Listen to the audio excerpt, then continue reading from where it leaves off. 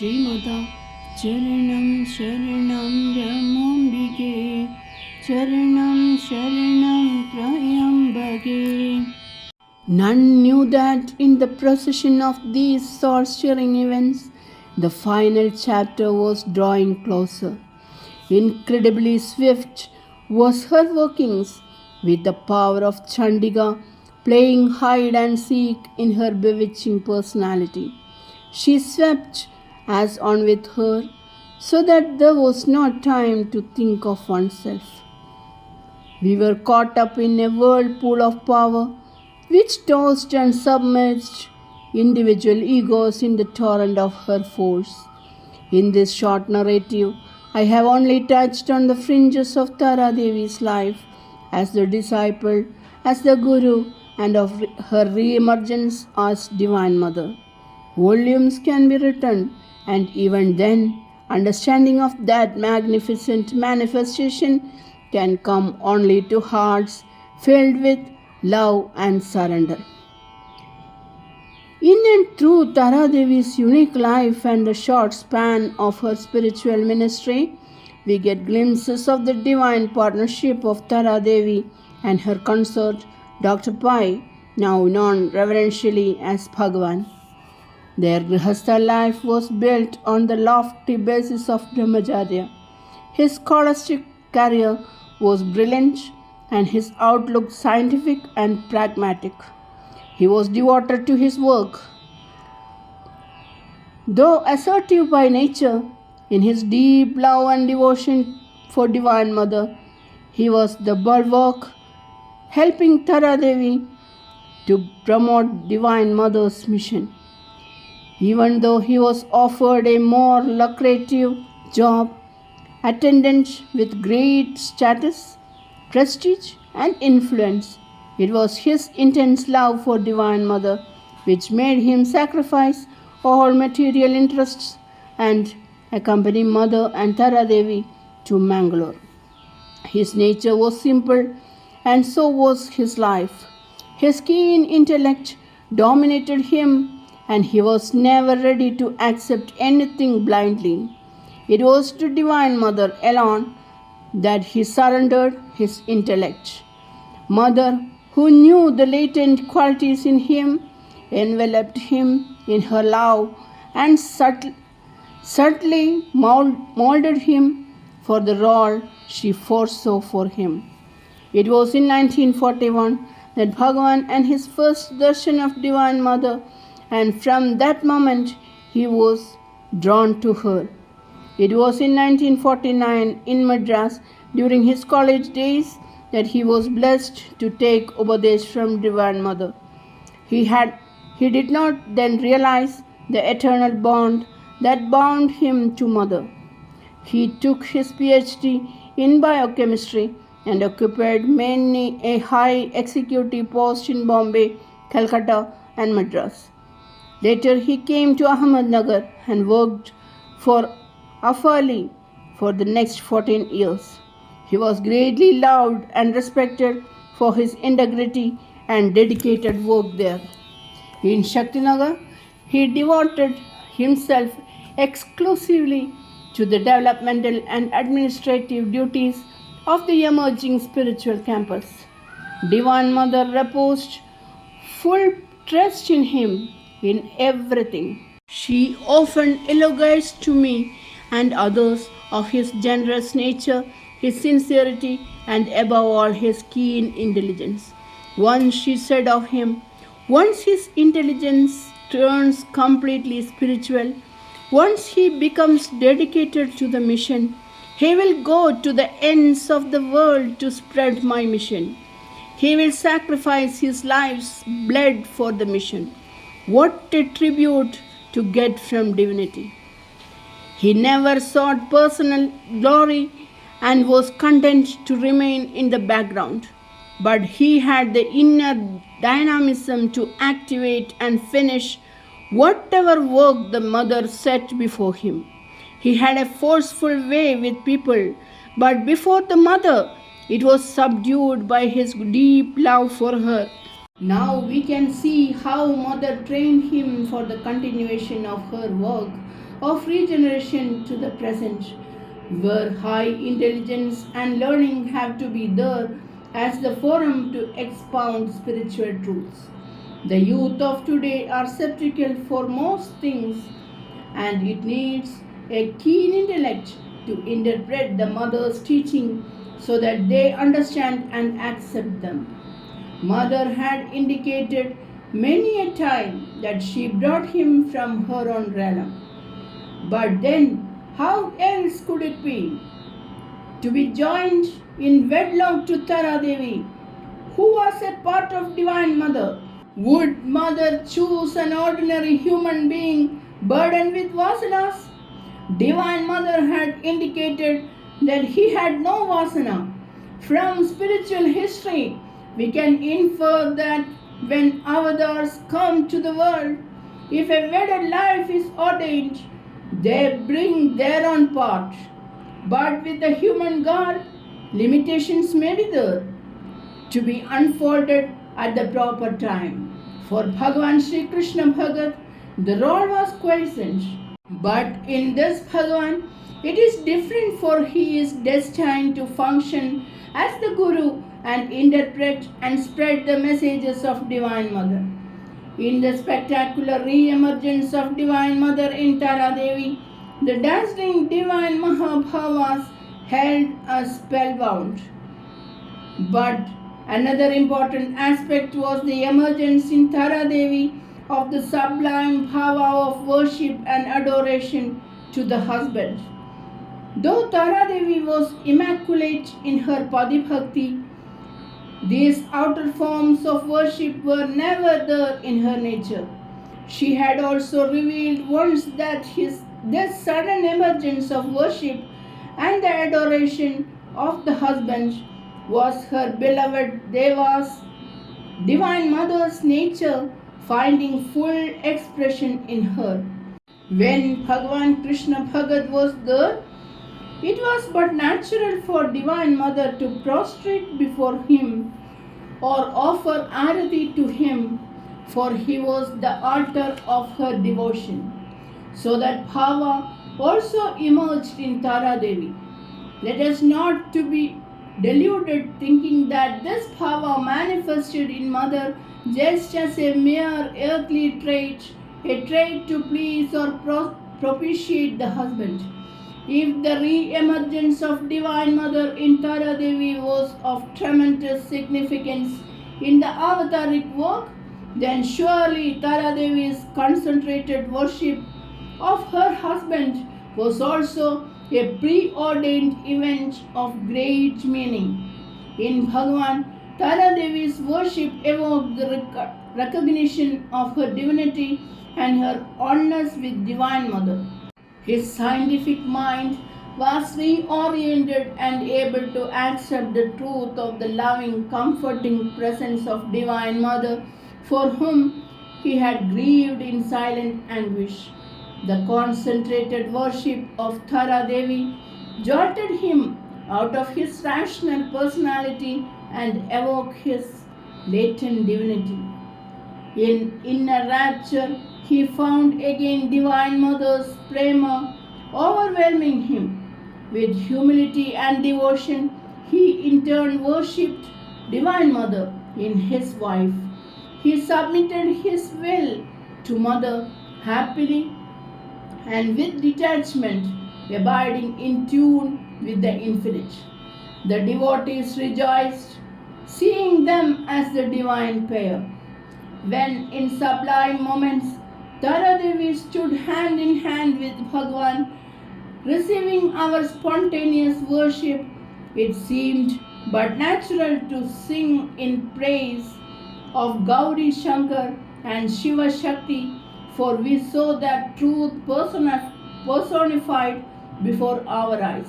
At Sakthi Nagar and at other centers, many such incidents of sublime adoration were witnessed by the devotees. Two incidents of great significance come to my mind as I write. Once in great bhava, Thara Devi led Bhagavan to her own seat and seating herself on the ground offered the elaborate rituals of worship at his feet. Surely she was indicating the future when he would occupy her Guru Pidha. Then in January 1981, after pradakshina of the shrine, she made Bhagavan stand near the statue of Bhagavan Sri Krishna Bhagat, offered arati and placed on both the flowers in the same reverential way as Divine Mother. It was a most significant worship conveying to the watching devotees Mother's unspoken declaration that just as Bhagavan Krishna Bhagat was part of Divine Mother Rama Devi, so also was her consort the divine part of herself. As the days went by, she clung to Bhagavan. Her inner and outer adoration was concentrated on him alone. It is obvious now that just as Divine Mother transferred her powers to Thara Devi, now she was transferring to Bhagavan that Tapashakti, that Guru Shakti, for his future role as the Guru and as the voice to spread Mother's teaching to the world at large. After the busy schedule of the daily programs and events, in the still of the night, they would be together in divine communion. Bhagavan would be absorbed in meditation and she guided him along the ascent of the Kundalini through the chakras. Bhagavan's life was not one of tapascharya. So this Anubhava too was needed for his future role, and she, who was none other than Mother Kundalini, fulfilled all this at the appropriate time. A question may arise why Mother did not proclaim Bhagavan as the successor. The salient point is that Thara Devi was not his guru. In the earthly role, she was his wife. The subtle nature of dharma is not easily understood by us. As the wife, she would not step out from the circle of dharma, asserting in herself a superior position as the guru to nominate him as her successor. But her mystic words, actions, and bhavas of worship were pointers that none could miss. The rest she left to the devotees to intuit her will and wish. Where grace is received, the subtle working of the avatar is revealed. By May, Mother's health deteriorated. There must have been great suffering, but we saw only the lovely smiling face at all times. Darshans became infrequent as the strain started telling on her. In spite of that, whenever she came to the mandir, the power and prem were there, but the bhavas were abating. In June, I left for Madras as my health was not too good and I needed treatment. Perhaps Mother did not want me to witness the suffering she was undergoing. Before leaving, I went up to take my leave. Mother was reclining on a sofa with Bhagavan nearby. He was always near her, looking after her needs as diligently as she had served Divine Mother. Though she was weak, she gave me some directions for guiding the Madras Mandali. I had brought a jasmine garland which I offered with all my love. Even now, that smile of compassion tinged with sadness is etched clearly in my mind. Even as the Divine Mother, she told me to take care of my health. I do not know what prompted me, but as I turned to take leave of Bhagavan, for the first time I bowed before him in obeisance. Truth cannot be hidden in the divine presence, and I was given the eye of illumination to know who he is, and by her grace that awakening has never left me. Mother appeared pleased with my act, for her eyes was twinkling with delight and seemed to be pouring grace on me. We spoke for some more time, and with her blessings ringing in my ears, I took leave. Those were to be Mother's last spoken words to me. In Madras, the days were spent in prayers, for the letters that came from Sakthi Nagar carried news of Mother's worsening condition. Yet hope lingered. Then, towards the end of August, came the news that her condition was serious. So I started for Sakthi Nagar, accompanied by my son-in-law. There was only a few darshans. Even though wan and thin, the lovely smile was there as before. In the days that followed, our hearts swung in agony between sorrow and hope. As Chandiga, she had annihilated the sins of Prarabdha and many a trespass by the devotees. In her absolute devotion to Divine Mother as the Sat Shishya, she had taken upon herself a part of the burden of humanity that Divine Mother had accepted and absorbed. This we had inferred years back at Ahmednagar as a reason for Divine Mother's improvement in health. These were her sublime sacrifices at the altar of her unequaled Guru Bhakti. Towards the last days, she clung to Bhagwan alone. One day, saddened beyond words, seeing Mother's condition, Bhagwan sitting near her feet prayed to her as Devi to cure herself and said he would bear the burden of her suffering. A sweet, tender smile spread over her face, but silence was the only answer. Only Bhagwan's old mother and some close relatives were there, and slowly the old lady went near Mother.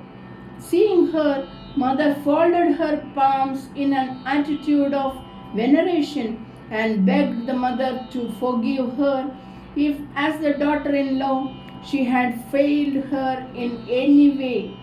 Seeing the pale, tired face on the pillow, smiling at her, the old mother, with tears in her eyes, went close and bowed down in humble obeisance. The imperious power of Devi came over Mother, and raising her hands, she blessed the aged mother. Then she made Bhagwan sit near her, and calling to each one of her family, made them prostrate before Bhagwan. She then assured them all that Bhagwan would be there, and she had left everything to him. Hearing her words, everybody there was overpowered by emotion, and Bhagwan's mother went and prostrated before him to the amazement of all.